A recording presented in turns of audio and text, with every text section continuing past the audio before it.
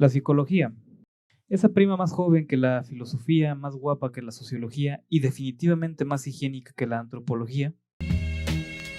Yo quiero fumar. Que palabras más, palabras menos. Se dedica al estudio de la conducta y los procesos mentales.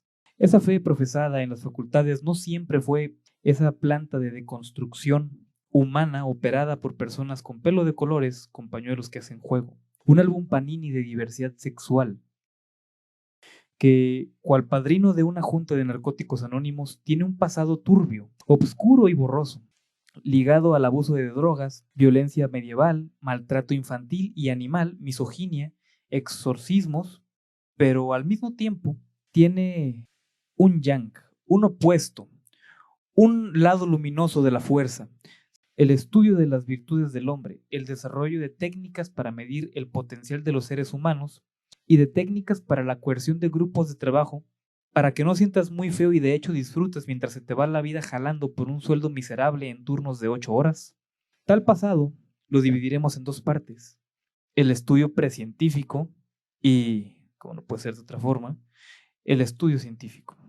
Debemos comenzar en el mismo lugar en donde comenzó el conocimiento, con los primeros grupos de hombres prehistóricos, considerando que tuvieran la conciencia suficiente para separar la realidad de sus sueños y pensamientos, dando lugar a la creación de los primeros sistemas de creencias. Y es que hay que ver el significado que los antiguos le daban a la muerte, una especie de sueño, es decir, un estado del que se fuera a poder volver. Prueba de ello es la forma de los sepulcros, siendo enterrados con sus pertenencias más preciadas y otras varias mierdas, que fueran a serles útiles una vez que volvieran. Como dato curioso, una de las tumbas más viejas y en mejor estado del antiguo Egipto data del 400 a.C. Perteneció a un sacerdote en la corte del faraón Nefer-ir-Karre de la quinta dinastía. 6 años antes, en Escocia encontraron una tumba de más de 5.000 años de antigüedad, aproximadamente 400 años más vieja que las pirámides de Giza, que por cierto también son sepulcros. Y bueno, eso para darnos una idea, ya que las podemos encontrar más viejas aún. El caso es que los antiguos construían explicaciones mágicas a lo que sus conocimientos del mundo natural no podían explicar, básicamente como los life coaches, los veganos, los terraplanistas y los antivacunas de hoy en día. ¿Lo que? ¿Estamos tontos de De allí que a los sueños se les diera un valor premonitorio y sobrenatural. Ellos eran animistas, es decir, que concebían a todo cuanto veían en el mundo como poseedor de alma, vida y capacidades de movimiento, como los ríos, las montañas, árboles y un amplio etcétera. Muy leyenda de Aang este rollo. Y bueno, el punto de partida del estudio de la mente se situó en Grecia, que como ya sabemos, entre sus pasatiempos tenían las orgías exclusivamente para hombres, la guerra, pero también se encontraba la filosofía, el amor por el conocimiento o la sabiduría, el ejercicio super pro del pensamiento. Dicho sea de paso que los aportes de los griegos son uno de los pilares de la sociedad actual. Como sea, no todo era democracia y untarle aceite a tu amigo desnudo antes de una batalla. Dato completamente real. También habían desarrollado el argumento de The Last Airbender. Creían que todo cuanto veían se podía clasificar entre agua, tierra, aire y fuego, constituido de semillitas infinitamente diminutas unidas entre sí y que componían la materia. Átomos, les decimos ahora. Anaxágoras de Clasómena fue quien inició y ordenó de una forma que hiciera sentido para hoy la concepción animista. Decía que el alma es el impulso de los cuerpos y los seres vivos y separó los animales de los hombres al atribuirle la voluntad a estos últimos. Tal característica se expresaba en forma de nous, inteligencia o intelecto, ya que a los animales, aunque vivos, los veía como seres animados, pero con poca diferencia del resto de cuanto existía en el mundo. Avanzando alrededor del 400 a.C., nos encontramos con otro aporte relevante, esta vez volcado más a la constitución física del hombre, la teoría de los humores de Hipócrates de Cos, quien propuso la existencia de 4 sustancias en el cuerpo humano y que, con base en la cantidad que se tuviera into the body, era la conducta y estado físico que el sujeto tendería a presentar. Estas sustancias eran sangre, bilis negra, bilis amarilla y flema, y que cambiando los niveles podríamos cambiar igualmente la conducta y estado físico de la persona. Por el 410 a.C. nos encontramos a Sócrates. Casi nadie.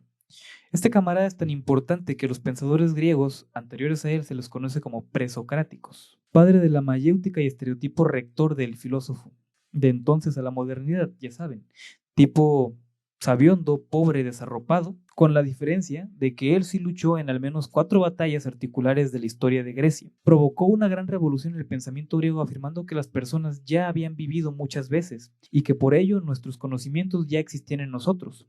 Solo los íbamos descubriendo a través del pensamiento. Y no había mejor ejercicio para ello que el diálogo socrático, el cual constaba de asumirse ignorante ante el interlocutor, alabar sus respuestas del tema y de ir planteando preguntas y contraejemplos, hasta hacer que la otra persona se diera cuenta que no sabía tanto del tema como creía.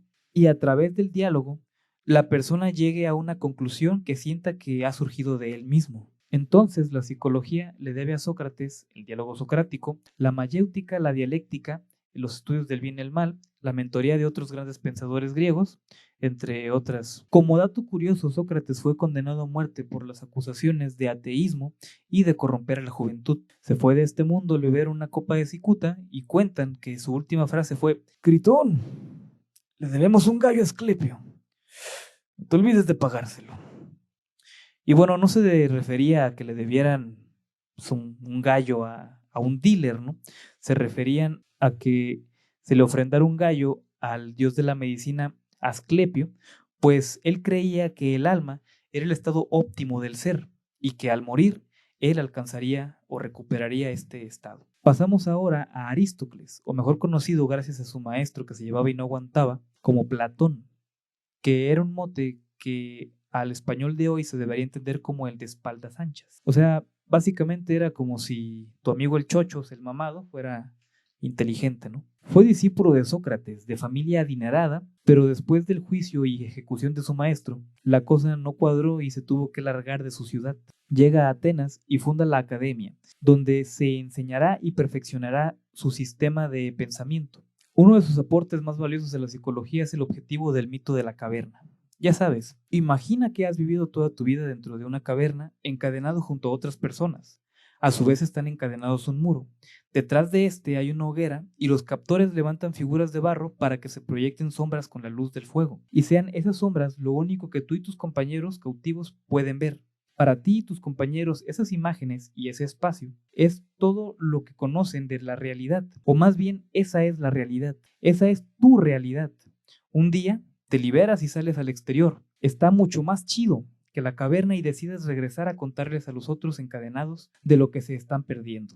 La realidad que les describes les resulta increíble y prefieren quedarse tirándote a loco.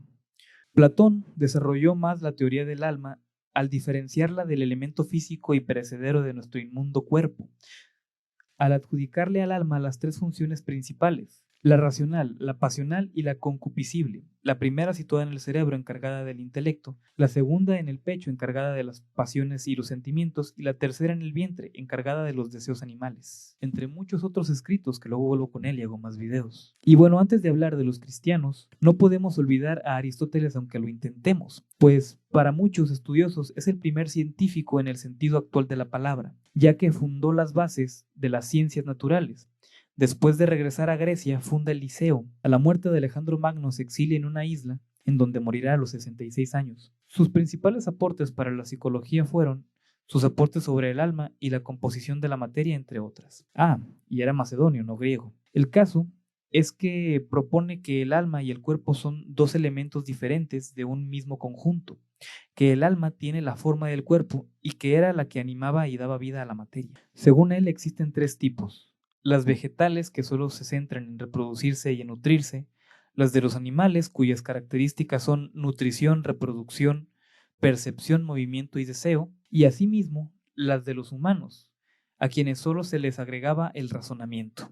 Y bueno, estas serán las referencias en el mundo antiguo occidental sobre el alma, hasta la aparición y el establecimiento del pensamiento judeocristiano. Y bueno, abajo en la descripción dejo las fuentes de información para que cuando discutas sobre esto y digas que lo viste en YouTube no se rían de ti. En el siguiente capítulo hablaremos de gente que olía a fundillo pero que sabía un montón y que es igual de importante. Así que suscríbanse y compartan para que se vean bien intelectuales.